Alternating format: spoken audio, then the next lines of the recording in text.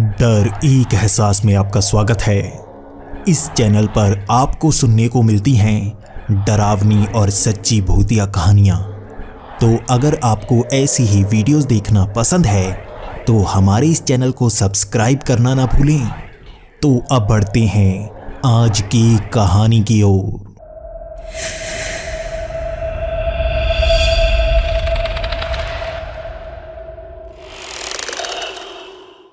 Hello दोस्तों, मेरा नाम निशांत है और मैं दिल्ली में रहता हूँ। आज मैं आपको अपने बचपन की एक बेहद ही डरावनी घटना के बारे में बताने वाला हूँ। ये वो वक्त है जब मैं 8 से 9 साल का हुआ करता था। तब मेरे मम्मी पापा अपना गांव छोड़कर एक नए गांव में रहने आए हुए थे। पुराने वाले गांव का हमारा घर बहुत खराब हो चुका था। इसी के साथ नाना जी के पास यहाँ बहुत ज़्यादा ज़मीन थी, इसलिए हम यहीं पर रहने आ गए थे। लेकिन ये गांव हमारे लिए बिल्कुल नया था। यहाँ की बहुत सारी चीज़ें हमें अब भी पता नहीं थी। राजस्थान का ये इलाका बीहड़ ही कहलाता था और यहाँ के रिवाज भी बहुत ज़्यादा अलग थे। लेकिन ये तो कुछ भी नहीं था। इससे ज़्यादा बुरा था रात का वक्त। रात के वक्त यहाँ पर लोग बहुत ज़्यादा डरे हुए रहते। वो घरों से बाहर नहीं निकलते और यही कहते कि यहाँ पर किसी तरह का दानव घूमता है। हमारे इस गांव के पास एक बहुत बड़ा किला था। इस किले के अंदर पुराने समय में शैतानों को बंद करके रखा जाता था। यहाँ पर मैंने ऐसी ही कहानियाँ सुनी थी, लेकिन मैं इन पर कभी भी यकीन नहीं किया करता। दिन के वक्त मैं खेलते खेलते कभी कभी वहाँ पर चला भी जाया करता। मैं उस किले को बहुत बार देख चुका था, अंदर से भी और बाहर से भी। मैं अपने दोस्तों के साथ खेलते खेलते उस किले के अंदर तक चला जाता। वहाँ पर कई कमरे बने हुए थे जिन्हें बंद किया गया था।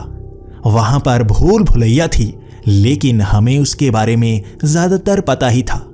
लेकिन फिर भी बड़े और पीछे वाले कमरे हमने कभी नहीं देखे थे। ये सब हमने हमेशा ही दिन के वक्त ही देखे। रात के वक्त हम कभी उस तरफ नहीं गए। हमारे यहाँ पुलिस वाले भी यही कहा करते थे कि दानव इस किले में रहते हैं। यहाँ पर कई लोग मारे जा चुके थे और उन सब ने यही कहा था, और चश्मदीदों ने यही कहा था कि उन्हें किसी दानव ने मारा है। मैं इन चीज़ों पर यकीन नहीं करता। हम दोस्त खेलते खेलते किले में बहुत मस्ती करते, लेकिन हमेशा हम शाम से पहले घर को वापस आ ही जाते। कभी कभी हमें किले से अजीब सी आवाज़ें सुनाई देती। उस किले में ज़्यादातर कुछ नहीं था, लेकिन हमेशा हमें वहाँ पर छोटे छोटे कुत्ते के बच्चे घूमते हुए नजर आते। हमारे गांव में ज़्यादा कुत्ते नहीं थे। लोग कहा करते थे कि कुत्तों को वो दानव बहुत जल्दी मार कर खा जाता है।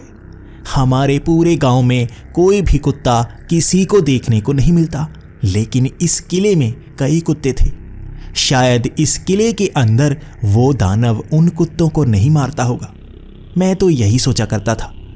वहाँ पर मैं कुत्तों के साथ खेला भी करता, लेकिन एक चीज़ से मैं सबसे ज़्यादा परेशान हो चुका था।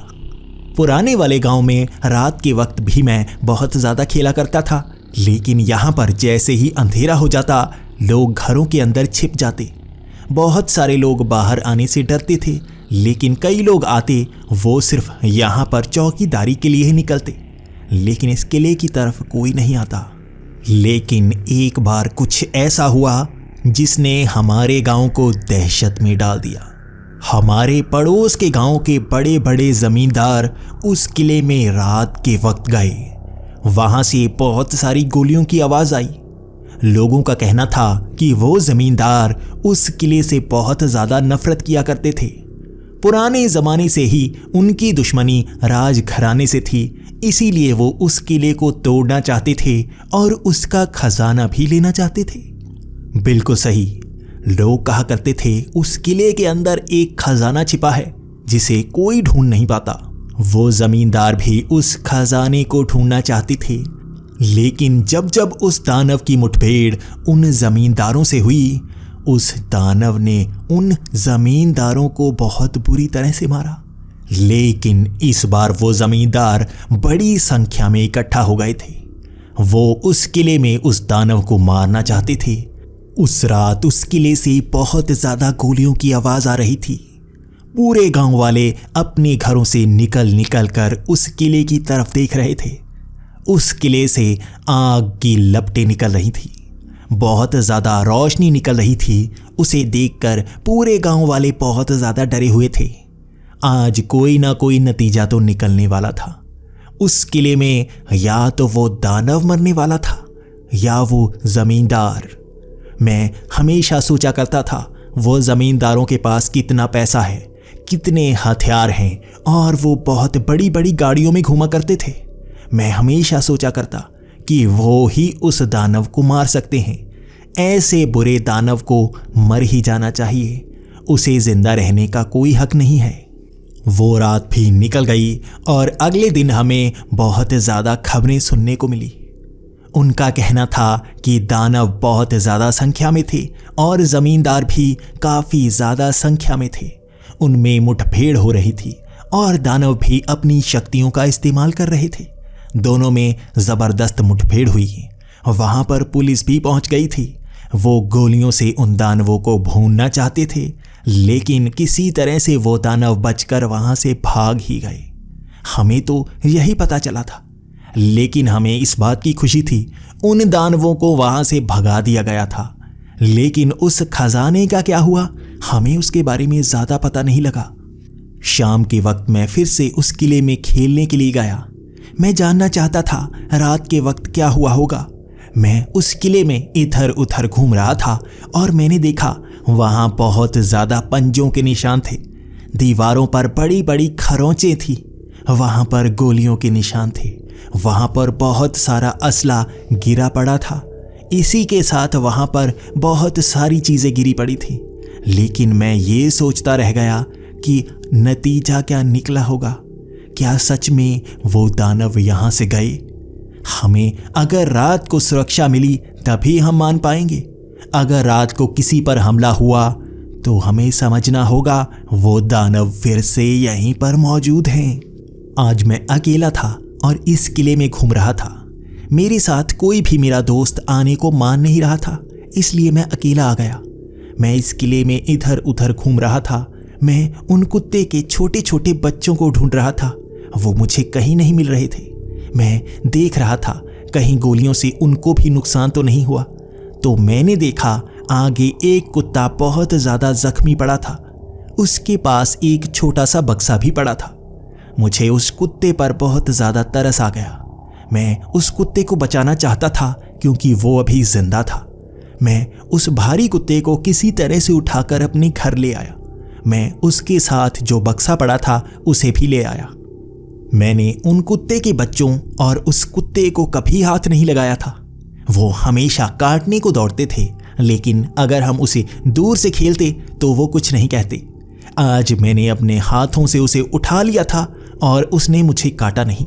वो जैसे बहुत ज़्यादा जख्मी था और मेरी आंखों में देख रहा था। मुझे उस पर बहुत ज़्यादा तरस आ रहा था। घर में मैं उस पर मलहम लगा रहा था। मैंने एक पट्टी उसकी एक टांग पर बांध भी दी। उसके बाद जैसे उसको थोड़ी सी राहत मिली और वो वहीं पर सो गया। मुझे ऐसा लगा जैसे वो मर गया हो, लेकिन उसकी सांस चल रही थी। मैं सोचने लगा वो शायद आराम करेगा। उसके बाद मेरा ध्यान पड़ा उस बक्से पर। मेरी मम्मी भी मेरे साथ ही खड़ी उस बक्से को देख रही थी। मैं उस बक्से को खोलना चाहता था। मैं जानना चाहता था उस बक्से में क्या है जो वहीं पर किले पर पड़ा था। आखिर उसे वहां पर क्यों छोड़ा गया था? मैंने जैसे ही उस बक्से को खोला तो हम सब हैरान हो गए। उसमें बहुत सारी सोने की अंगूठियां थीं। इसी के साथ उसमें बहुत सारे सोने के सिक्के थे। मैं हैरान हो चुका था, आखिर इस खजाने को वहां पर क्यों छोड़ा गया था। ये बहुत ही छोटा सा बक्सा था, लेकिन यकीनन इससे बड़ा बक्सा भी वहां पर होगा ही, या ऐसा ही खजाना वहां पर जरूर होगा। लेकिन हमें इतने से संतोष करना चाहिए क्योंकि वहां खतरा भी हो सकता है। लेकिन उसे वहां पर छोड़ा क्यों गया? मैं तो ये सोचने लगा था जरूर ही वो जमींदार सारा खजाना ले गए और इसमें पुलिस वालों की मिली भगत हो सकती है। मैं अंदर तक ये सोच रहा था, लेकिन उसके बाद मैंने भी यही सोचा, क्यों इन चीज़ों में फंसना, हमें अपनी ज़िंदगी जीनी चाहिए। मैं दोबारा घूमने के लिए उस किले पर हमेशा दिन के वक्त ही जाऊंगा, क्योंकि मैं जान का खतरा नहीं लेना चाहता। उसके बाद मैं उस कुत्ते की रखवाली करने लगा। उस कुत्ते को बहुत ज़्यादा चोटें लगी हुई थी। धीरे धीरे वो चोट ठीक हो रही थी, लेकिन अब एक और परेशानी थी जो हमारे करीब आती जा रही थी। रात के वक्त हमें ऐसा महसूस होता जैसे हमारे घर के आसपास कोई है। घर के अंदर भी आवाज़ें आती। ऐसा लगता जैसे घर के अंदर कोई चल रहा हो। ऐसा महसूस होता जैसे छत पर कोई हो। थोड़ी थोड़ी चलने की आवाज़ हमेशा आती ही रहती। ऐसी आवाज़ें सिर्फ रात को आती। कभी कभी हम देखते कि रात के वक्त हमारा सामान गिर जाता। सुबह के वक्त हमें पता लगता हमारी अलमारी को किसी ने खोला हुआ होता। पहले पहले हम ये सोच रहे थे कि शायद बिल्ली अंदर आती होगी या वो कुत्ता ये करता होगा, लेकिन अब तो ऐसा होने लगा था कि हमारे कपड़े भी इधर उधर होते, जैसे कोई उठाकर उसे रखता। बिल्ली या कुत्ता ऐसा नहीं कर सकती। हम अब डरने लगे थे और एक दिन हमें एक और बुरी खबर सुनने को आ ही गई। हमें पता लगा कि 5 जमींदार एक ही रात मारे गए और एक दानव ने उन्हें मारा था। हम इस चीज को सोचकर बहुत ज्यादा डर चुके थे। इसके बाद एक और बुरी खबर हमें सुनने को मिली। हमारे गांव के बाहर वो दानव देखे गए थे। कई लोगों ने कहा कि एक बड़ा सा दानव उन्होंने छत पर छलांगे लगाता हुआ देखा। वो बड़े आकार का था, इंसानी चेहरा था उसका, लेकिन उसके नाखून बड़े बड़े। वो बड़ी बड़ी छलांगे लगाकर घरों के पार जा रहा था। वो आकार में बड़ा था, हर कोई उसे दूर से देख पाया था। पास से किसी का सामना उससे नहीं हुआ था। हर कोई उसे देखकर घर के अंदर छिप जाता। अब हम जान गए थे वो दानव खत्म नहीं हुए, वो अभी जिंदा हैं और वो बदला ले रहे हैं। हमें नहीं पता था वो कहाँ छिपते होंगे, उस किले के अंदर वो कहाँ छिपकर बच गए होंगे। हमें ये समझ नहीं आई, लेकिन जमींदारों से वो बदला ले रहे थे। 5 जमींदार एक ही रात में उन्होंने कैसे मार गिराए होंगे, और हमारे गांव में वो दानव क्यों घूम रहे हैं? क्या दोबारा वही श्राप हमारे गांव को लग गया है जो बहुत साल पहले लगा था? लोग बताते हैं कि इस गांव के जमींदारों को भी उन शैतानों ने मार दिया था। कई लोग जो जमींदारों की मदद कर रहे थे उनको भी उन्होंने मार दिया था। उसके बाद एक एक करके वो गांव वालों को मारते रहे। अब हमारे लिए डरने का वक्त था, क्योंकि वो हमारे आसपास घूम रहे थे। एक रात जब मैं उठा तो मैंने अपने सामने एक काला साया देखा। मैं डरा नहीं, मैंने उसका पीछा करने की कोशिश की, क्योंकि मैं घर के अंदर था। मैं जैसे ही दूसरे कमरे में गया, मुझे एक बड़ा सा शैतान दिखा। वो एक कोने में खड़ा दूसरी तरफ देख रहा था। उसे देखकर मैं जैसे सन्न हो चुका था। वो अगर पीछे मुड़ जाता तो मेरी शायद जान निकल जाती। यकीनन वो हमें कभी भी मार सकता, क्योंकि वो घर के अंदर तक आ चुका था। तभी मैंने देखा वो उस बक्से को हाथ में लिए खड़ा था। मेरा जैसे दिमाग चलने लगा, जरूर ही वो खजाना या वो बक्सा शापित होगा, इसीलिए वो शैतान उसके पीछे पीछे आ गए। हम उस बक्से को घर तक ले आए थे, इसी कारण वो भी हमारा पीछा करते करते यहाँ तक पहुँच गए होंगे। अब हमारे लिए खतरा बढ़ चुका था। वो रात मैंने छिपकर निकाल दी। वो दानव पीछे की तरफ मुड़ा ही नहीं, शायद उसने मुझे देखा ही नहीं। मैं उस पलंग पर आकर लेट गया और सो गया। वो कभी भी हमारा शिकार कर सकता था। हर रोज जो अंदर से आवाजें आती थी, यकीनन वो उसकी ही होंगी। वो ही सामान को इधर उधर फेंकता होगा, लेकिन वो हमारी जान नहीं ले रहा था। इसीलिए मैं पलंग पर आकर लेट चुका था। अब वो रात निकल गई। मैंने मम्मी पापा को भी वो बात बता दी। उन्होंने भी मान लिया कि शैतान हमारे घर तक आ चुका है। वो चाहता तो रात के वक्त ही हमें मार सकता था, लेकिन उसका इरादा अलग होगा। यकीनन वो पहले जमींदारों को मारेगा। उसके बाद वो हमारा भी शिकार ज़रूर करेगा। हमें वो बक्सा उन ज़मींदारों को देना होगा।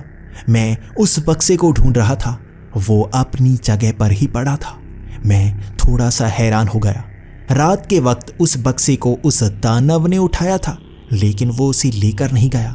वो शायद उसे यहीं पर छोड़ गया, लेकिन क्यों उस बक्से को वो हमारे पास ही छोड़ना चाहता था?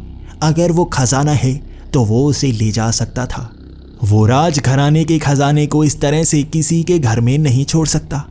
हम सोचते रह गए और हम उस बक्से को लेकर उन जमींदारों के पास पहुंच गए। वो बक्सा अब उनके पास था। हमने उन्हें सब कुछ बता दिया। हमने उन्हें बता दिया कि वो दानव इस बक्से के लिए आता है। इस बक्से पर शाप है और इसे लेने के लिए वो दानव शायद ज़रूर आएगा। वो ज़मींदार भी गुस्से में थे और बदला लेना चाहते थे। उस दानव का अंत यहाँ पर उन पूरे दानव प्रजाति का काल बन जाएगा। यही उनके वचन थे। उसके बाद वो रात मेरे लिए सबसे डरावनी रात थी। उन ज़मींदारों ने मम्मी पापा को वहाँ से भगा दिया और मुझे अपने पास रख लिया। वो कह रहे थे कि तुम्हें भी उस किले में आज रात को ले जाना ही होगा। उन शैतानों का शाप तुम पर ज़रूर होगा। वो तुम्हें मारने शायद ज़रूर आएंगे। तुम्हें उस किले में लेकर चलते हैं। तुम्हें मार भी गए तो हमारा क्या नुकसान है?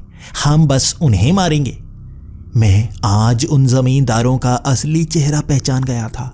वो किस तरह से दानव थे, इंसानी दानव। वो शैतानी दानवों का सामना कर रहे थे। हम इंसान भी इतने बुरे होते हैं, मैं आज देख रहा था। वो मुझे उस रात उस किले में ले गए। वहाँ पर बहुत सारी लकड़ी को जला दिया गया। वहाँ रोशनी ही रोशनी थी और दीवारों को तोड़ा जा रहा था। वहाँ पर छिपे हुए बहुत सारे कमरे थे। उन कमरों को ढूंढा जा रहा था। वो बक्सा भी उनके हाथ में था। उनकी संख्या 30 की थी और हर किसी के हाथ में एक एक बंदूक। उनके पास और भी बहुत सारे हथियार थे।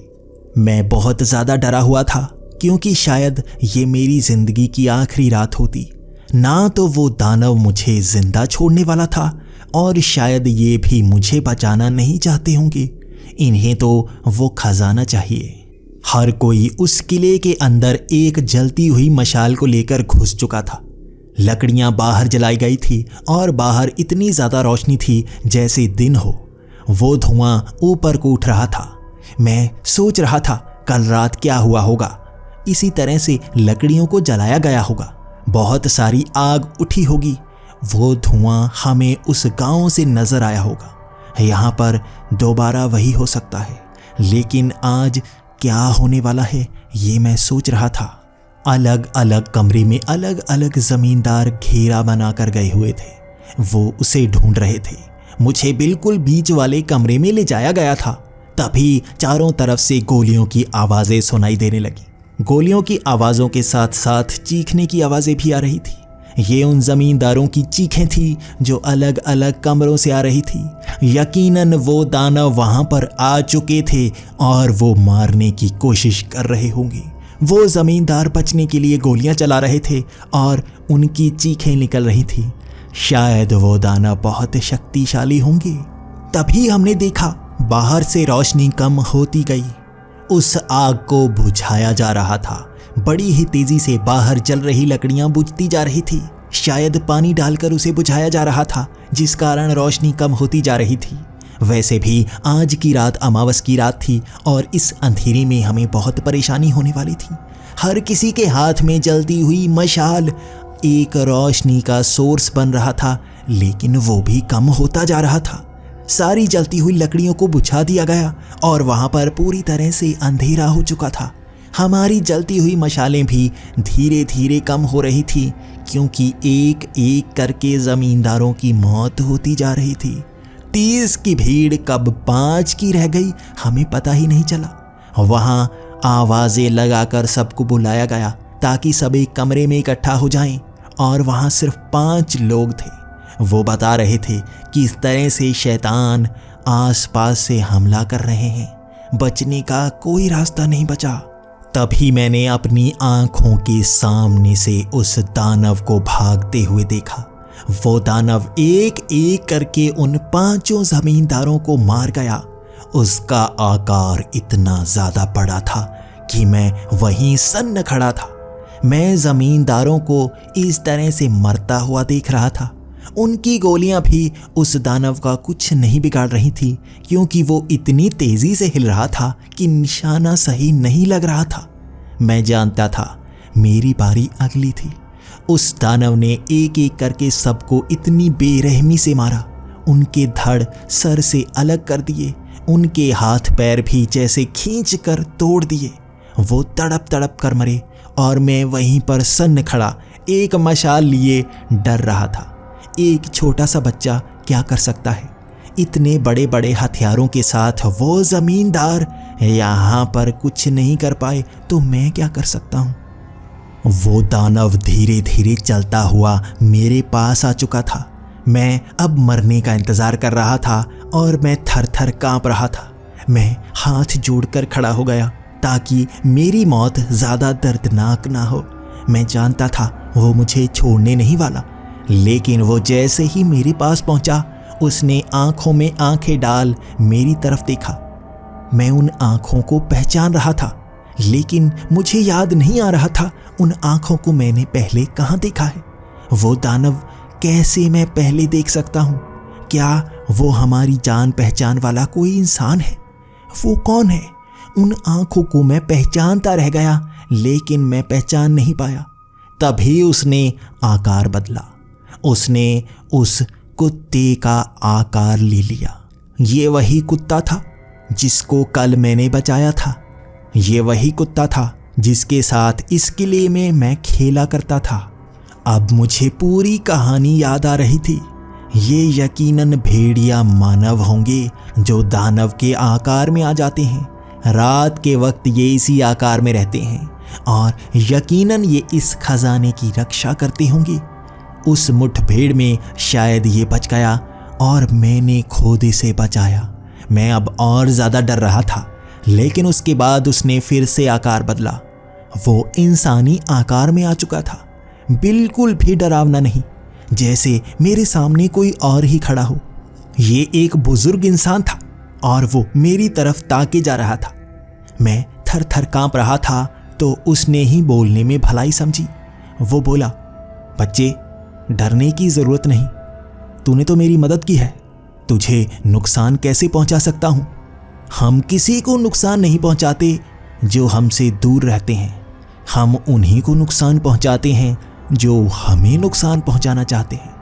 हमेशा से यही रीत चली आ रही है। हम इस राज घराने की रक्षा हमेशा से करते आ रहे हैं। उसके बाद आप ही सोचिए, एक बच्चा क्या कह सकता है? बिल्कुल एक बेवकूफ़ी वाली बात। मैंने भी वही कही। मैंने कहा, किसकी रक्षा कर रहे हो? कोई बचा तो नहीं। राजघराने में कौन बचा? तुम किसकी रक्षा कर रहे हो? उसके बाद उसकी जैसे हंसी निकल गई। उसने कहा, किसी को नहीं पता राजघराने में कौन कौन बचा है, लेकिन हमें पता है ये खजाना भी उनकी ही संपत्ति है।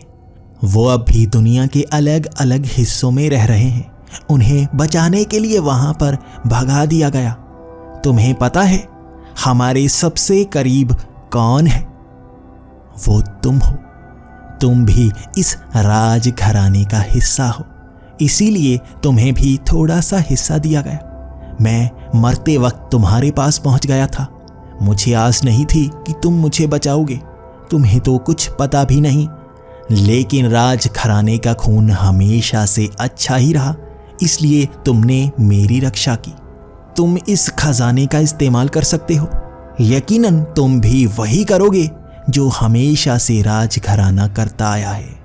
इसके बाद वो एक अलग आकार में आया और वहां से चला गया। मैं वहीं पर सन्न खड़ा था और ये सोच रहा था कि अब मुझे क्या करना चाहिए। मैंने एक आवाज़ लगाई, मैं यहाँ पर तुम्हें पहचानूंगा कैसे, मिलूंगा कैसे? तो दूर से आवाज़ आई, कभी भी यहाँ पर आकर खड़े हो जाना, हम यहीं पर मिलेंगे। उसके बाद मैं उस किले से दूर आ गया। मैं घर आकर मम्मी पापा को ये बात बता रहा था और वो भी हैरान थे। उनका कहना था कि तुम्हारे नाना जी ने किसी को भी कुछ नहीं बताया। शायद हम राजघराने से हो भी सकते हैं। इस गांव में इतनी बड़ी जमीन है हमारी, हमें तो खुद नहीं पता था। हमें भी धीरे धीरे पता लगा। उस गांव के जमींदार पहले से ही इस गांव के दुश्मन रहे और राजघराना आसपास के हर गांव को अच्छी अच्छी चीजें देता रहा। हमेशा आसपास के हर गांव का विकास हुआ, लेकिन वो खजाना उन जमींदारों की आंखों में खटकता रहा। शायद यही कारण था कि उन भेड़िया मानवों को यहाँ पर रक्षा के लिए रखा गया। आज तक वो खजाना ढूंढा नहीं जा पाया और मैं भी उस गांव को छोड़कर दिल्ली में आ गया। अब भी मुझे कभी कभी एहसास होता है जैसे आसपास कोई हो, लेकिन अब मुझे बिल्कुल डर नहीं लगता। मैं जानता हूँ वो मुझे नुकसान पहुंचाने के लिए नहीं, मेरी रक्षा के लिए ही आसपास हैं।